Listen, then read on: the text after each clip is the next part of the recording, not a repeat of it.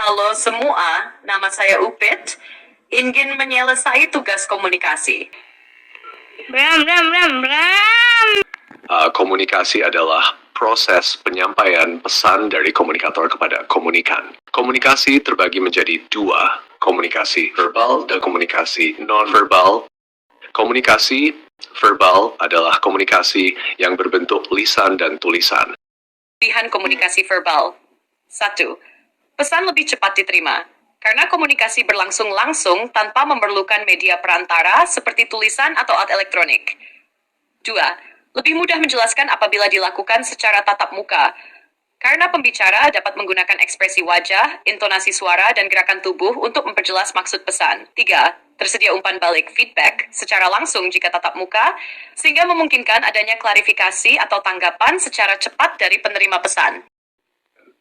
Kekurangan komunikasi verbal antara lain. 1. Terbatas pada kata-kata. Komunikasi verbal hanya mengandalkan kata-kata untuk menyampaikan pesan, sehingga terkadang pesan bisa disalahpahami atau tidak sepenuhnya menggambarkan maksud pembicara. 2. Keterbatasan waktu. Dalam komunikasi verbal langsung, waktu percakapan terbatas, sehingga terkadang tidak cukup untuk menjelaskan pesan secara menyeluruh. 3. Kesulitan dalam komunikasi jarak jauh. Komunikasi verbal via telepon atau video call bisa terganggu oleh kualitas sinyal atau keterbatasan media yang menghambat pemahaman pesan. 4. Bergantung pada kemampuan berbicara dan mendengarkan. Seseorang yang kurang mahir dalam berbicara atau mendengarkan mungkin kesulitan dalam menyampaikan atau memahami pesan verbal dengan baik. 5. Miskomunikasi. Perbedaan bahasa, aksen, atau penggunaan kata-kata yang tidak jelas dapat menyebabkan kesalahpahaman antara pembicara dan pendengar. 6. Kurangnya nuansa. Kadang-kadang kata-kata yang digunakan dalam komunikasi verbal tidak dapat mengungkapkan seluruh makna atau perasaan yang ingin disampaikan, terutama jika konteksnya tidak jelas. Komunikasi nonverbal adalah komunikasi yang berupa bahasa, tubuh, isyarat, dan ekspresi wajah. Kelebihan komunikasi nonverbal antara lain. 1. Menyampaikan emosi dan perasaan. Komunikasi nonverbal, seperti ekspresi wajah dan bahasa tubuh, dapat menggambarkan emosi dan perasaan yang sulit diungkapkan dengan kata-kata. 2. Memperkuat pesan verbal. Gerakan tubuh atau intonasi suara dapat memperjelas atau memperkuat pesan yang disampaikan secara verbal, sehingga pesan lebih mudah dipahami. 3. Mengatasi keterbatasan bahasa.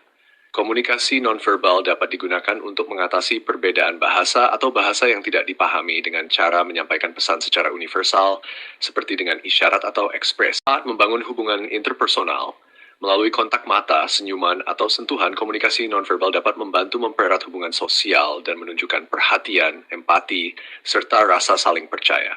5. Lebih efisien dalam beberapa situasi. Dalam situasi di mana kata-kata sulit digunakan, misalnya di tempat yang berisik atau saat orang tidak berbicara, komunikasi nonverbal bisa menjadi cara yang cepat dan efektif untuk menyampaikan pesan. 6. Menyampaikan pesan tanpa kata-kata. Terkadang, komunikasi nonverbal bisa lebih kuat daripada kata-kata. Misalnya, sikap tubuh atau ekspresi wajah yang menunjukkan ketidaktertarikan atau ketidaksetujuan lebih jelas daripada ucapan yang ambigu. 7. Meningkatkan pemahaman.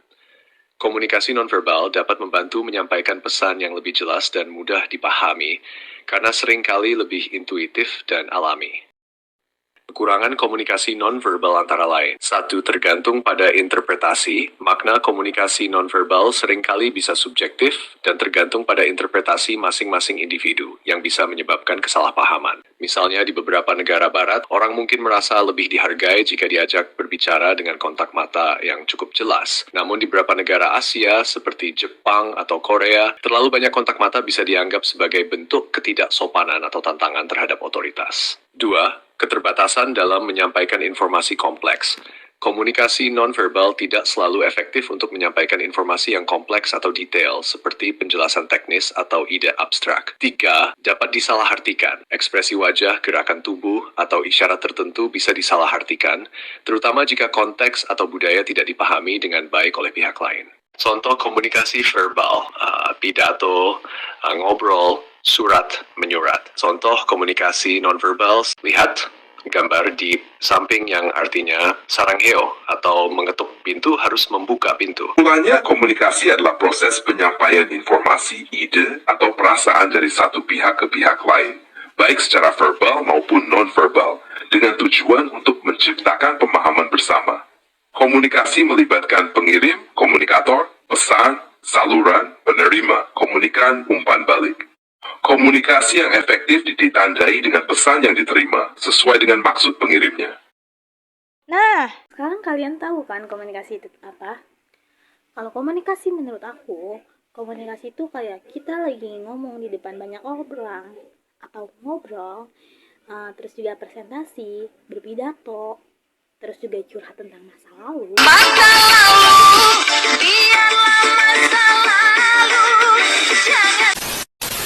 Ataupun bergosip. Itu pun disebut komunikasi, walaupun kadang-kadang bergosip itu ke hal yang lebih buruk gitu. Baiknya itu cuma sedikit. Tapi itu disebut komunikasi, karena komunikasi dilakukan oleh dua orang atau lebih.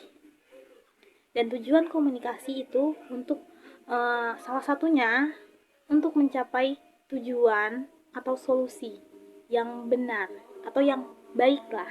Seperti itu. Itu menurut aku. Dadah, jangan lupa like, comment, dan subscribe. Dadah, love you.